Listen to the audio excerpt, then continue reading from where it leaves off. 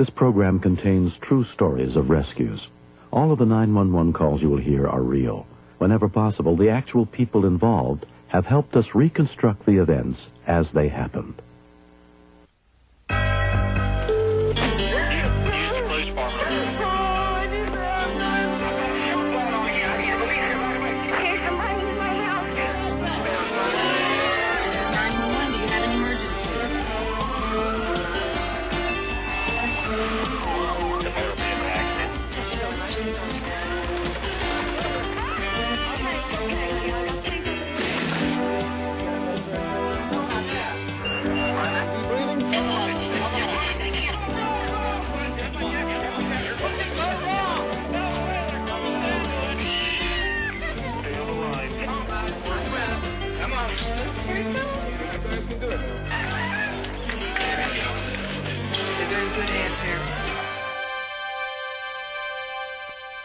On March 15th, 1989, 3 college students from a small town in Texas were enjoying their spring break in Southern California.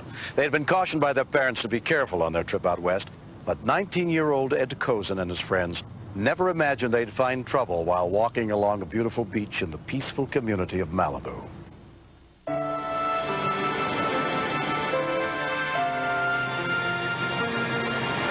Jody and Jeff and me, we were very, very close. In very few lifetimes, they're close as friendship as we have. We're like brothers. Let's go for a swim, guys. No way. On that water. Hey, what do you guys think about this? We're on the beach, and we see this cliff, and it's incredible.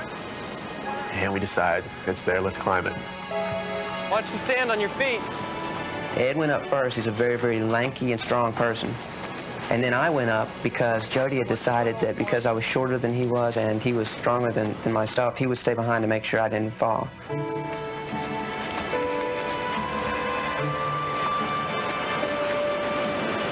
It was really, really easy at first. There was no problems, and we climbed and climbed. About halfway up, we saw that it was getting very, very, very steep. Very steep. I personally, myself, started getting a little bit scared, and I'm sure the others did too, but we were men, you know. Ciao, Jody. We wanted to prove to each other that we could make it up the hill. Hey, hey, hey, hey.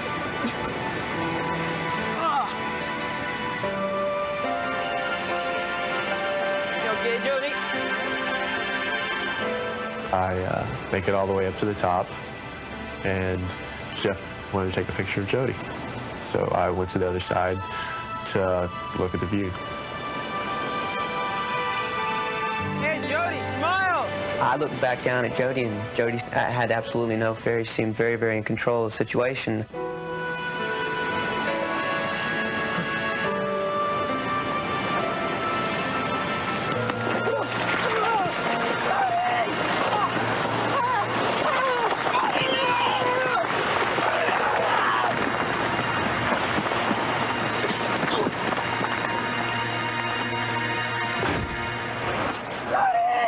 I'd never heard Jeff yell like that before.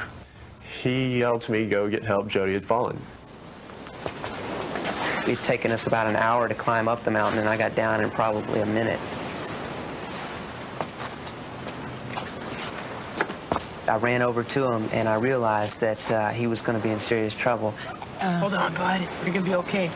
At first, I just didn't want to touch him. I didn't know if his back was broken or his neck was broken, but he was having a lot of trouble breathing. Oh, man. Ed went to get help. I put my hand on the back of his head in order to try and gently shift it so that he would be more able to breathe. When I did so, my whole hand collapsed into his head. My fingers were actually in his brains. Ed found lifeguard Bob Ingersoll, who happened to be patrolling the beach just a few hundred yards away.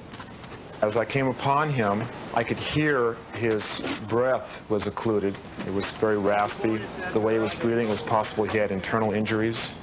His condition was one of the worst that I'd seen. He needed to be taken to the hospital immediately. There was no time to waste. Roger, what have you got? Alfred, this guy fell off the rocks. He's sort of in an agonal breathing pattern. In the back of my mind, I thought he might die. But I didn't want to believe it. I wouldn't let it surface to the front. Some of the paramedics. L.A. County paramedics were on the scene within 10 minutes. Cap, we got a head injury. I've never realized how much Jody meant to me. I never realized how much I loved him. I never realized what friends actually meant until the medic basically said, this kid's probably going to die. A rescue helicopter from the Los Angeles County Fire Department arrived within 12 minutes. Among those on board was paramedic Robert Fuller. The best location for us at that point was some distance from the patient.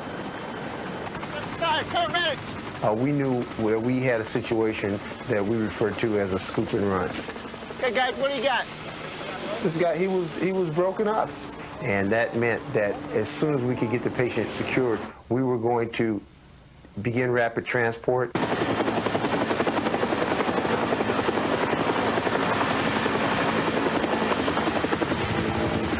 Jody was rushed to Westlake Medical Center, where a trauma team was awaiting his arrival, including Dr. John Kadurka. When he arrived in the emergency department, this guy was a mess. He had a low blood pressure, he had a weak, thready, rapid pulse rate. Pressure, 60 palpators. He had agonal respirations, he had obvious head injury where he was unconscious, he had massive chest trauma, he had fractured ribs on both the sides, he had a collapsed lung. This is probably one of the worst trauma patients I've taken care of in several years. I didn't think this guy stood a chance to live. 19-year-old Jody Nolan underwent more than 8 hours of surgery, during which his spleen and part of one lung were removed and numerous broken bones repaired. When his parents, Alice and Truett, arrived from Texas, they found their critically injured son in a coma. He's received some major injuries to his chest and his abdomen. I was very nervous about going in to see him for the first time. Didn't know what I would see. I knew he would be on the respirator. Jody. I knew that my son may die. And I kept trying to get some reassurance from the nurses, and the doctors. Is he going to make it? Do you think he's going to make it? Is there any way he can make it? And of course, no one could assure us of that. And that's a terrible feeling. Jody, can you feel my hand? Squeeze it if you do. I told my wife that Jody was running the race of his life tonight, that he may not win it. And we'd have to prepare ourselves if he didn't make it. Jody, oh, you got another letter today.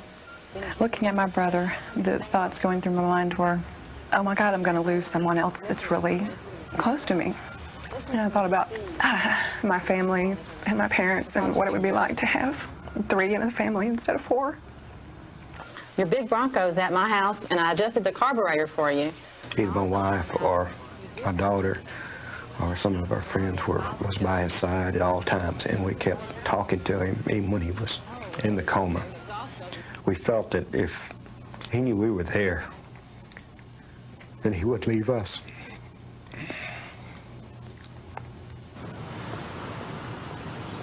The first time I really remember him starting to come out of the coma was a very exciting moment. Can you hear me, Jody? Squeeze my hand. This was almost 3 weeks into it, and it was like there's a light at the end of the tunnel. After months of intense rehabilitation therapy, Jody has resumed a full and active life. They told me I'd been in this big fall, and I barely remembered I was in California. Come on. I was listening to the radio, some of the songs on the radio I'd never heard before, and it was like waking up Rip Van Winkle or something, just missing. Here's some of my fancy footwork. Let me show you. I think Jody was an inspiration to people in the rehabilitation center because he gave it 100%. He would always do more than was asked of him to do. And he did it in a cheerful manner most of the time. Several years have passed since the accident. The 3 friends are still close. When I see Jody today, it's absolute astonishment. It is a miracle. I don't think that there's anything wrong with him now. In fact, before I'd always thought, you know, he had something lacking up there, but no, there's nothing wrong with him now. Absolutely nothing. In fact, he's more mentally aware now than I've ever seen him. There it is. What? There it is. I think it's a miracle to see him today accomplishing things that I thought would never be possible. Come on now. Roll off. You know, I thought he'd be lucky to tie his shoes. Come on, baby. When I think about all the people that helped me down the line, and there was a lot of people, you know, I'd like to go and, you know, hug and kiss every one of them and say thanks. You know, I can't repay you, but anytime you need me, I'll be there for you.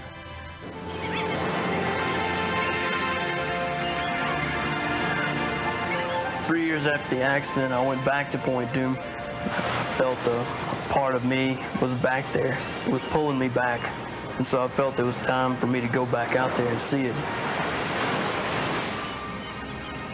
There was a sense when we drove away that we were putting it behind us and that it didn't have to be the center of our lives anymore, that we had made it through.